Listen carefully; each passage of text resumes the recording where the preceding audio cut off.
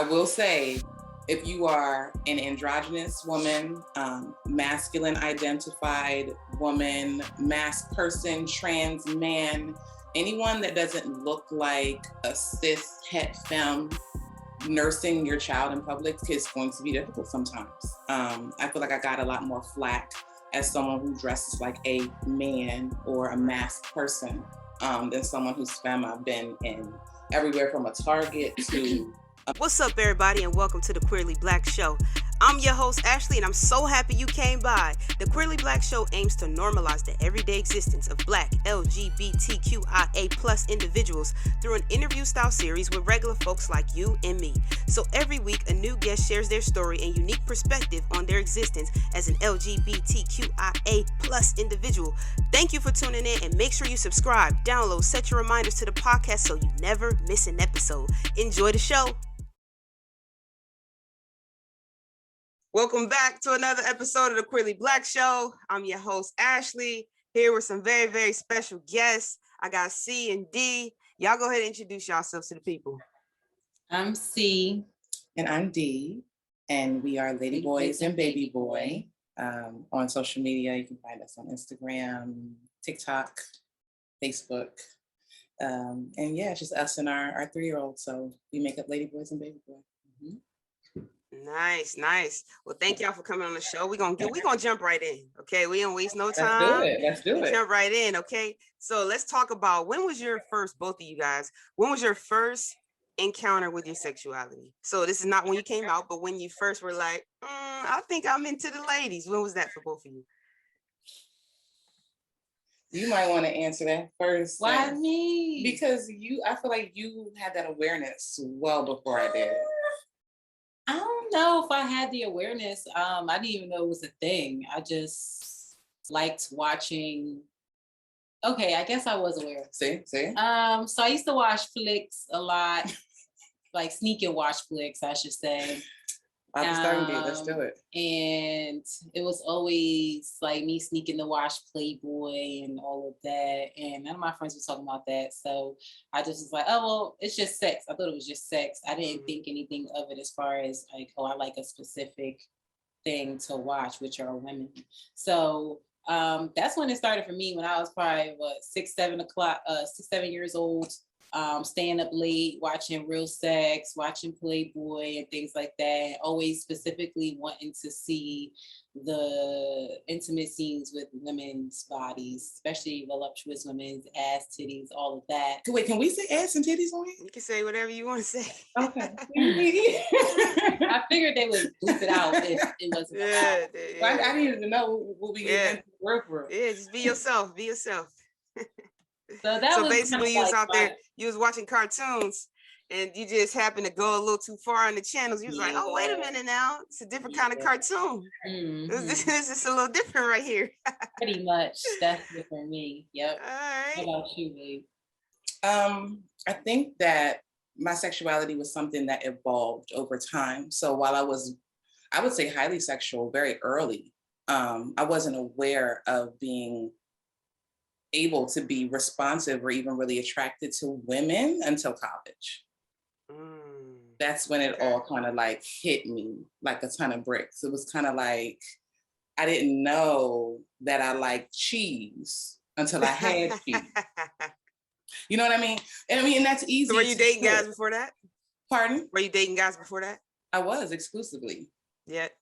Were you, because you and I look similar, right? So people would assume, I've been gay my whole life, right? So that's what it is. So people, when I came out, it wasn't a thing. It was just like, okay, like, thank you. But for you and other women who, present more masculine, there's this assumption that like every one of us, knows that super early, but that's not true. And I've talked to people who've had a similar experience as you. Was like, no, like I was dating dudes. Chicks was not a thing. Then I had the thing, and I'm like, okay, wait a minute now, we found the missing piece. Exactly. So did you have to have conversations, or how did it go for you, kind of coming into your sexuality, or having a full understanding of it a little bit later? Wow. I wouldn't even say that I'm at a place where I have a full understanding of my sexuality. I won't even be arrogant enough to speak something like Speak on that it, then. Speak on because that. I Yeah, don't speak on it. know. Things are just constantly evolving as I Mhm. experience more, as I learn more as an individual and in my marriage. Who knows what, you know, might get me going in 5 years, 10 years from now. But, presently, as a queer andro pansexual person, I feel like I'm settling, like I'm feeling more comfortable than I've ever felt before. But like you said, for everyone, it's different. Some people know they're queer when they're 5. And then for me, I put it all together around 21. So some people would say I'm a late bloomer, but I still feel very authentic in my queerness, Yeah, like yeah, I like people. yeah, And I just so happen to settle with the same sex partner. yeah. No, but that's the journey, right? Is that like it's not black and white for most people, but that's why like I think if people accepted that, there would be less of a less of a reaction, even when, if a straight woman, gets a divorce and her next partner is not the same sex as her previous partner, or and vice versa, right? If people understood that that journey is ever growing, and you know what you know, and then you continue to explore yourself and a little bit more. C, is that the same for you in terms of just the journey of sexuality and it continuing to evolve? It is. I started out dating only exclusively men because that's what you do when you're growing up. But it wasn't until college that um, when I met my wife, segue, when I would say is when I finally like actually started thinking about women sexually, like trying it, like actually going for it. But prior to that, I only thought about boys, but it's ever changing. I identify as a queer pansexual, so I'm fluid all the way around, but it's ever growing. Nice. So I'm gonna take a little bit of a deep dive into that real quick. Pansexual. What is that? Like define that, and then we'll talk a little bit more about kind of all of the types of partners that are encompassed in pansexual, because people are familiar with like lesbian, bisexual, gay, transgender, right? Pansexual is a one that people are not as informed of. Describe that. Excuse me. Describe that for you guys. Well, everyone describes things differently, but for me, I feel as though pan just makes it, to say I'm pan just makes it clear that I'm open to dealing with all sorts of different individuals, not based on their gender identity or their sex. So that is how I understand and express my pansexuality. Hearts, not parts. So it doesn't really matter. Physically what a person is dealing with. It's more like an energy sort of thing. And I'm an andropansexual. So as an androsexual, I tend to be more attracted to people that are masculine presenting or masculine identified. And they don't necessarily have to be a man.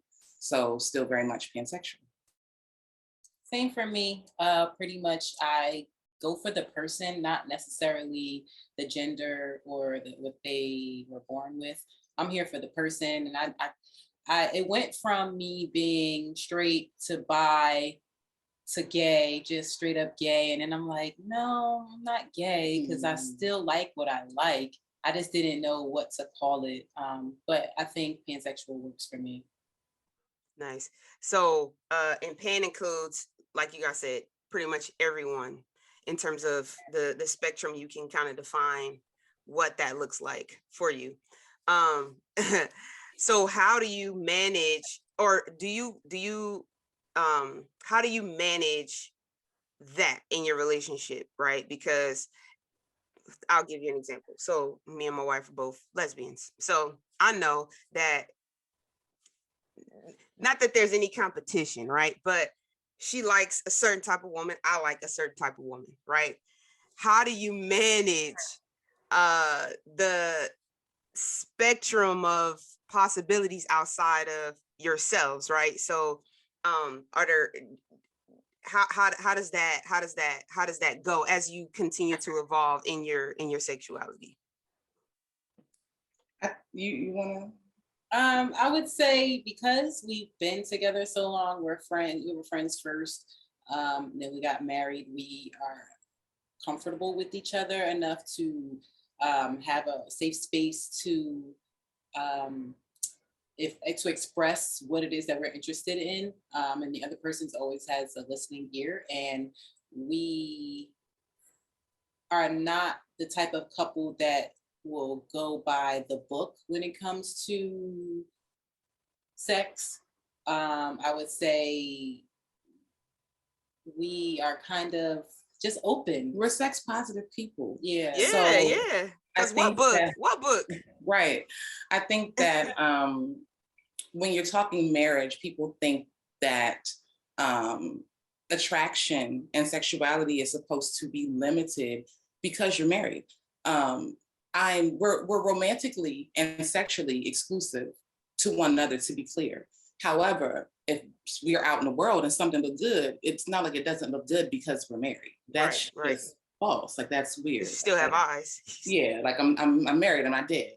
Right. So I think I think that being two pansexual married persons is no different than being, two cis het married persons or two lesbian married persons, because who we have eyes for more than we have eyes for anyone else is each other.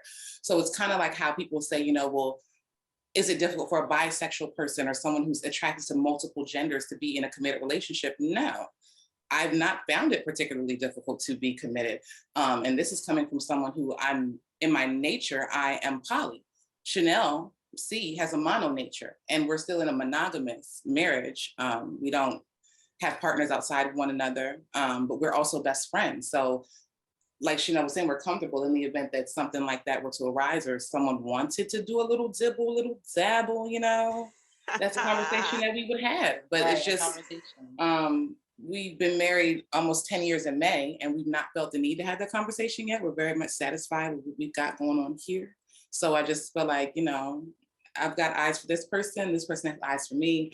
So it doesn't make being pan difficult. I know what I want. And that's, I love that. I love that because, to your point, when you are, bisexual people, that's one of the areas where I've even personally been educated a lot by my friends about just, for me, like the question of, could you be with a certain type of person? I'm like, I don't know. I've been with the same partner for me and my wife been together for 13 years. I don't know. Right. But I think that having that perspective, like, listen, my exclusivity is to this person. So it doesn't matter what else is happening outside of this. Like, this is where I'm at right now. You mentioned, being poly by nature. So how did you discover that within yourselves? And you guys both, see you're, monogamous by nature, you're poly by nature. How did you figure that out and you guys have been together for so long and you're young. So talk about that. Well, for me, I knew I was poly as soon as I realized I was having crushes and like liking people. I just didn't have the language for it. It was kind of like how Chanel, if Chanel had the language to identify as queer earlier, or an understanding or concept of that might have happened.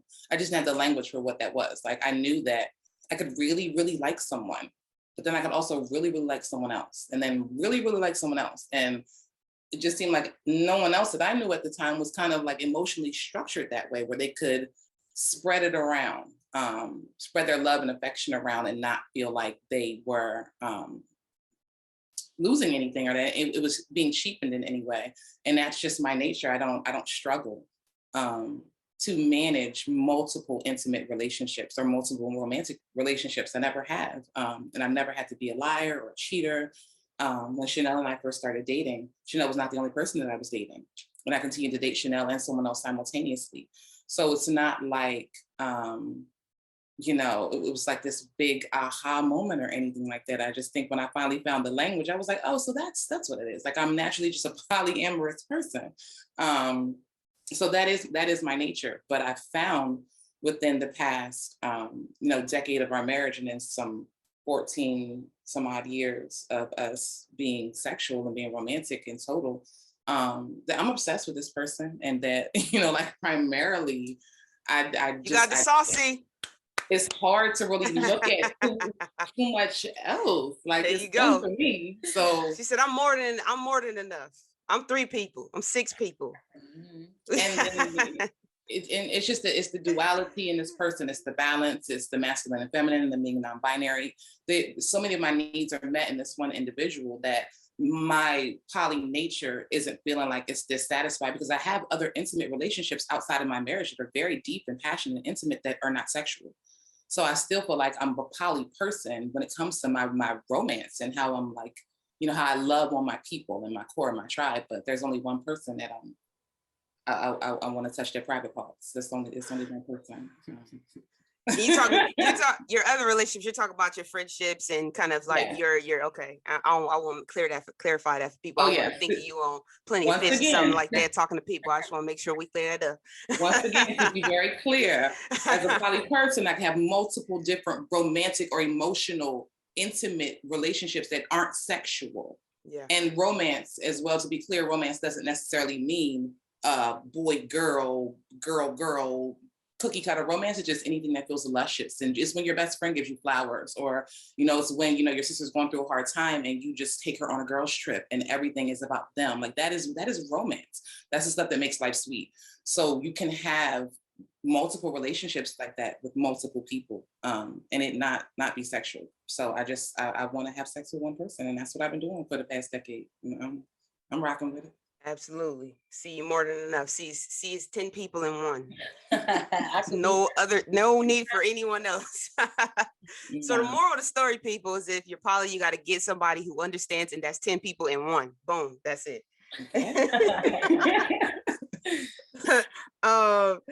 Cool. So as it relates to your family, you guys have a son. Your son is, I'm assuming how did your son come to your union? We have a known donor who's a friend of ours, who donated, and we inseminated Dee a few years back, and she carried him. So that's how he came about. Awesome. How was that for you, Dee? I personally, my wife is feminine presenting. I'm masculine presenting. I personally have no desire to carry. That's never been something that I personally have wanted to. A journey I've never wanted to go down, but I'm always interested in learning about other people's journeys and the motherly part of you that kind of arises as you go through that process. And then when you then talk about the breastfeeding, because I know that you've been very open about breastfeeding your son, and how it's absolutely ridiculous that people make it a thing when a woman wears a baggy t-shirt, but a regular, femme with a halter top can feed her son and it's no big deal. So talk about that too. What I will say is that the yummy motherhood feelings that you're talking about that didn't evolve with me. I was born with them. Like I wanted to be a mother from the time I was cognizant of like what motherhood was. It's a dream come true to be able to carry to term and birth the way I wanted to birth, and follow my birthing plan and nurse my son. My son is 3.5 come June, and he's still nursing. So cute. Thank you. So cute. Thank you. It's been beautiful. There was some tumultuousness, as to be expected with any journey to parenthood and breastfeeding. There was lactation consultants and some postpartum depression. I mean, the whole nine. There are things that happen before, during, and after while you're carrying. But the whole ride has just been a blessing, and it's been beautiful, even with some of the things that were difficult. And I would never, ever, ever trade it. And I'm struggling. I'm shaking the desire to want to put myself through that again. But Chanel is next up, so I feel like they'll likely carry our next child. And if for whatever reason it doesn't work out, they don't want to, then I'll do it again. Awesome. I'll definitely do it again. As far as the breastfeeding goes, I will say, if you are an androgynous woman, masculine identified woman, masked person, trans man, anyone that doesn't look like a cis het femme, nursing your child in public is going to be difficult sometimes. I feel like I got a lot more flack as someone who dresses like a man or a masked person. than someone who's femme. I've been in everywhere from a Target to a McDonald's to a place of worship. Like there was no space that was like, I just felt completely comfortable. Someone was being inappropriate or saying something inappropriate or just making me feel uncomfortable.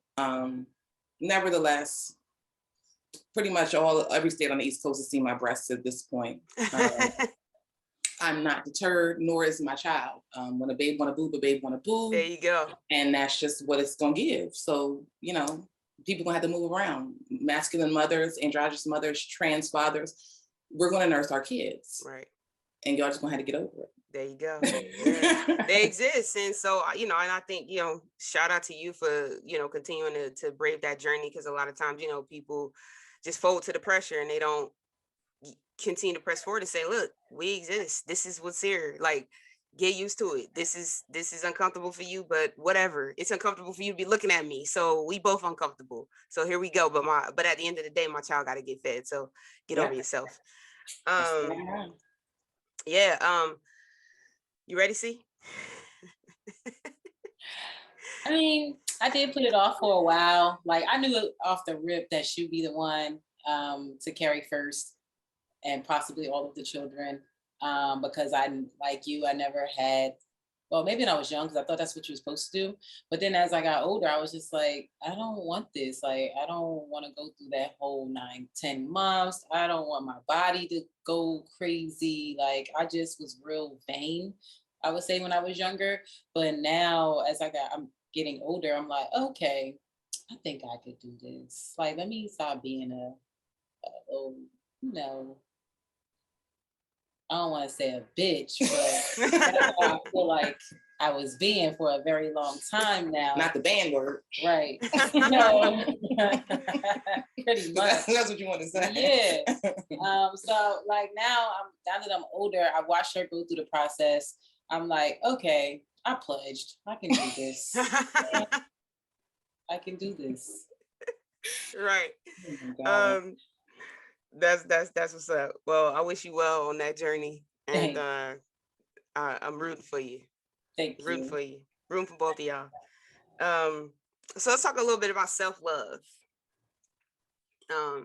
You're very expressive, and talk a lot about being comfortable with who you are. Obviously, even through the breastfeeding journey. Just talk about both of you, your journey to self-love, and especially given some of the complexities of expression and being queer, and just as we all go through this journey of fully coming into ourselves. For you guys personally, what have been some of those things? Like, I know as early as in terms of recognizing that difference, right? I remember I was at Walmart with my aunt, and we were going Christmas shopping and just like, buying Christmas stuff, whatever. They always have like a McDonald's in the Walmart. So we go into the McDonald's, and we're sitting there, and she's like, you're so normal. And I was like, what? Right? Like, what?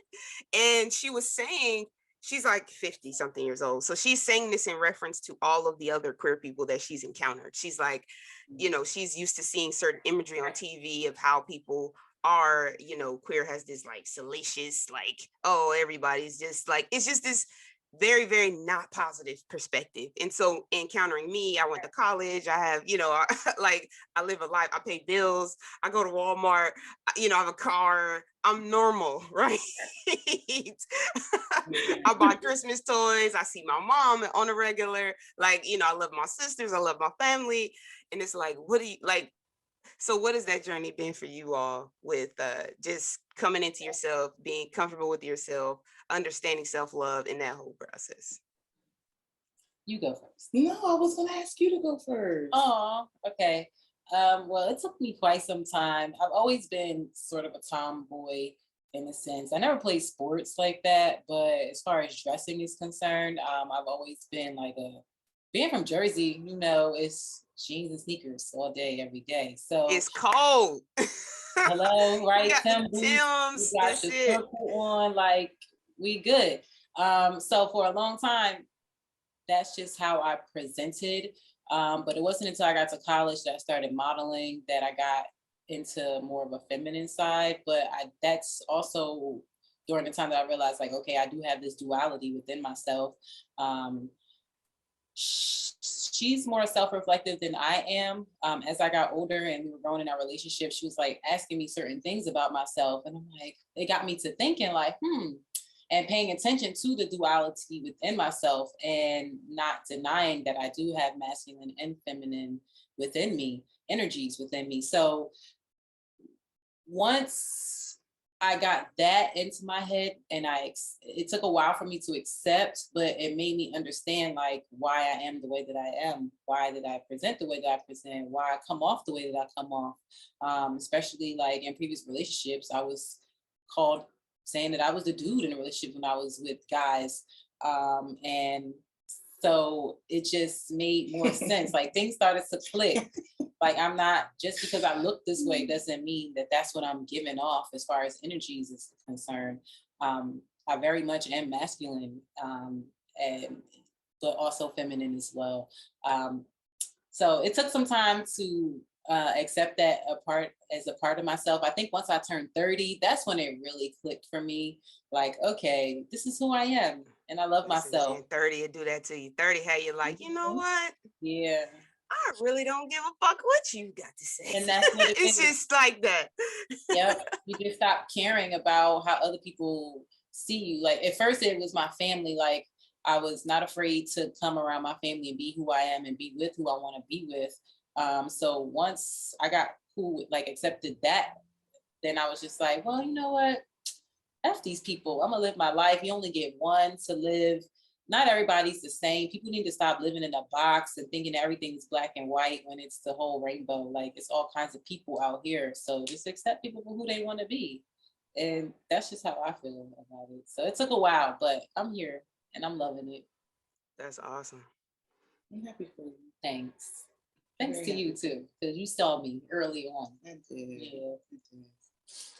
But I love you. So it's like, and we were Alan's best friends. Like it's hard not to see like your best friend for like who they are. Like I don't know, clothes and it just appearances just trip people up like so much. I don't know. I never understand it. I think that it was hard for me to get to a place of not understanding myself, but really loving and appreciating myself for everything that comes along with being me.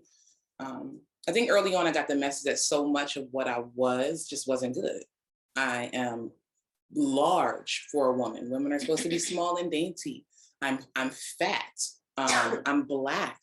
I'm neurodiverse. I'm queer. Like there's just so many things that I was like, well, nothing about anything I'm ingesting says that I am worth very much at all. So I feel like it was a journey. Like it was more of a fight to like reclaim pride in things that people have told you for so long are not something that you should take pride in, let alone love yourself for. So yeah, I think that the journey to love was very difficult for me, but I'm there now. I love myself very, very much. And I take better care of myself spiritually and mentally and physically than I have before when I just was, I think, being poisoned against myself. In a way that I had to like really work through and rehab my whole spirit through. So now I'm comfortable. I love myself. I love my partner. I love the family that we're building and the values that we have to pass on to our children. And self-love and honoring self is number one. That comes first. We want our child to know that you're loved, you're beautiful, and you have to feel those things within you so that people know how to treat you. So now that I feel like we're more settled in our identities and, love ourselves and feel better about who we are, we'll be better able to parent our children and, mentees and anyone that comes under our influence and just show them that self-love is priority. It's number one. And then no one can poison you against yourself. If you know from the beginning that you the shit.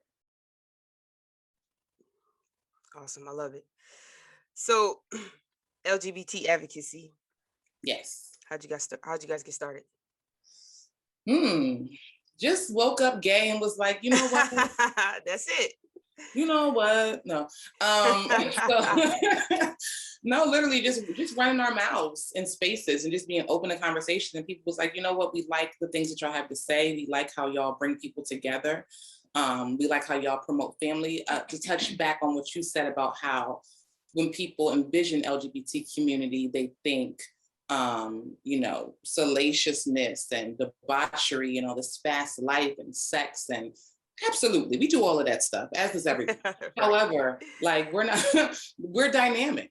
Yeah. There's so much within community. You know what I mean? A lot of us are, super conservative. A lot of us are religious. A lot of us are families. Like it's just, it's not what people are making it out to be all the time. And we were really just wanting to advocate for more people to be brought in front of a camera, in a sense, and like just have a lens on them so people can see, like, this is what you're being presented and this is what's really out here. These are the humans that are out here. These are your neighbors. These are your friends, your coworkers, the people you worship with. Like, they're normal.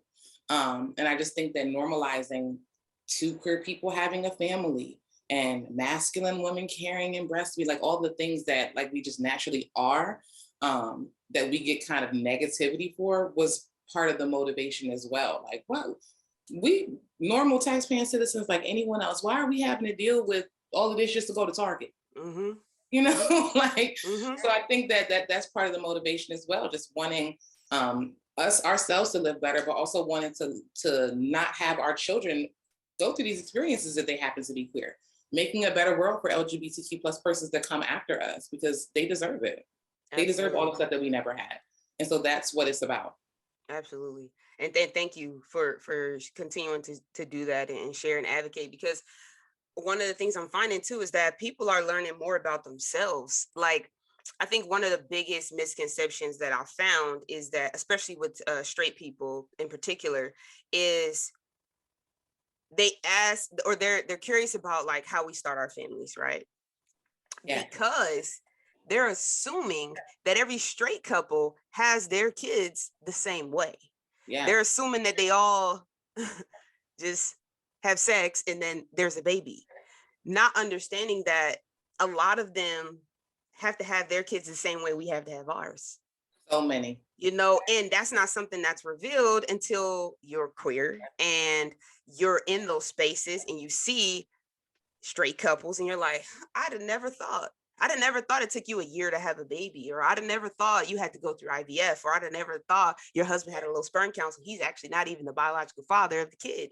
And I think that when straight people understand that your neighbor probably, has had their kid the same way I did, there would be a lot less of a gap in terms of knowledge. And so, again, just thank you for continuing to share and show different perspectives, because a lot is revealed through that process. And so just, continue to do that. So there's that self-reflection kind of goes back to, in a lot of spaces, that the movable middle, and when the movable middle being just straight people or people who are not in this community who want that understanding, and even, obviously queer people who need advocacy and people who need support, so I think it kind of serves a double purpose, because there are a lot of people who are straight who want to understand more. They're like, it's just not something that's in my realm of understanding. I really want to know,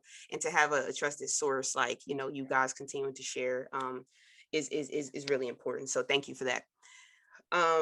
We're close to the end. I got two more questions for you guys. First question is, if you had a theme song for your life, what would it be? Oh, well, my personal theme song, like for me, like my life, I've had the same one since 1992. Which is Hat to the Back. Oh yeah, duh. I should have known. TLC. Everything T-Boz talking about, that's me. Flat out. I do what I want. I don't remember that song. I'm gonna have to go listen to that. Oh my God, you gotta listen to it. I don't remember it. I remember that title. I feel like I do, but I haven't heard that song in so long. I gotta go listen to that. Their first album. It's on a TLC tip, 1992, Hat to the Back. It's quintessentially me. Like, if I could pick one Ladyboy anthem for myself and how I like move through the world and present myself and express myself, it would probably be that song. It would definitely be that song. For me. No, for mine. For you? I don't know. I want to hear this. That's a good, I want to hear this. First thing that came to mind was like it's golden. Living my life like it's golden. Oh, just Oh, Yeah. that's a fire song. it is. I don't know. Just It is fire. I don't know. That's the person that came up. Yeah, Jilly from That makes Philly. sense, but Makes yeah. sense, Jilly. I mean, East Coast, Philly. I get it. I get it. I get it. The vibe. I get the vibe. I get the vibe. I got it. In a sense, I get like I feel like you've come so far in your life, like from when I met you, you know what I mean? Like now you're in your golden age. Like you can just be yourself and do what you want to do and take the risks that you want to take and parent your kid the way you want to parent them. You have a kid, like Right. there's all these things that we were dreaming up when we were 17. Like you have them now. So in a way, you are in your golden age. Like I think that's great for you. Thanks. I love it for you, babe. Yeah, it's a vibe. It's definitely a vibe. Awesome. So last question is a piece of advice you have for someone on their own queer journey. On their own queer journey, Mm-hmm. take your time. Do some self-reflection. Don't let society put you in a box for what they think you are. Try to figure out who you are and be true to yourself. Love that. That's what I would say. That's perfect. That's perfect.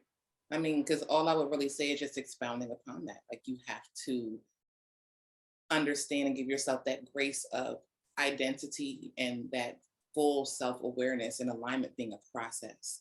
It has to be given grace. And, we deserve delicacy and we need to give that to ourselves, especially when we're seeking inward and we're really just trying to find where we fit and paths that we want to go down, and also be open because some things that we think we put together, we are only scratching the surface of. So you need to be patient with yourself and you need to be open. And I think the last bit that I would want to contribute is to be patient and just understanding of the people that we love who are catching up, who have difficulties conceptualizing certain things. I mean, just think about how, as a queer person, heteronormativity is so powerful that some of us spend decades piecing together our identities. And then we reveal these innermost parts of ourselves to people who thought they've known us for these decades. So we need to have that same sort of patience with them when it comes to conceptualizing other things and not taking everything that doesn't work out or come together the first time you explain it as a hit or a negative. Just be patient. It's all a process and it's all gonna come together beautifully as long as you're true to yourself and you love yourself and put yourself first. Amen. Major key. The patience is key because that's the one I've had to work on because I'll block somebody quick. So thank you for reiterating that. That's super, super important. Awesome. So tell the people where they can find you. Lady Boys and Baby Boy on Instagram, Facebook, YouTube, as well as Twitter. TikTok. I'm Zaddy C. Rains on Instagram. And I'm Mama D Knows on Instagram. And Lady Boys and Baby Boy is with an I for Lady Boys and a Y for Baby Boy. And you can find us there, chat with us, we talk back. We talk to everybody. Like people are so scared. Like it's weird that couples reach out to us for advice, which is the whole point of all of this, because representation matters. Yeah, like people DM us and be like, "Can we talk to you?" And I'm like, "Yeah, talk to us." We talk back. Right. We're real people. Yeah, exactly. But we've connected with so many other people, like that are extended families to this point. Like you've already had some of our family on your show, like the Paces. That's been beautiful. Like people that we can relate to that see us when they reach out, like, "Hey, so what's up, distant family?" And I'm like, "Hey, distant family, what's up, neighbor?" Like, we didn't have to be distant. Like, let's connect. As Black queer people, especially as parents, it's harder for us to like find community.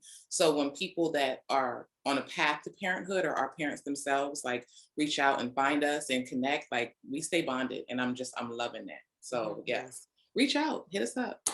We love to chat with y'all. Yeah, for sure. Y'all hit them up. I'll have all their links in all the descriptions and everything. So just find them on any platform that you are on. Well, we've reached the end. I want to thank you, C and D, Lady Boy and Baby Boy, for joining me on this platform. Y'all already know. This is another episode of the Queerly Blax Show. I'm your host, Ashley. I'll catch y'all on the next one.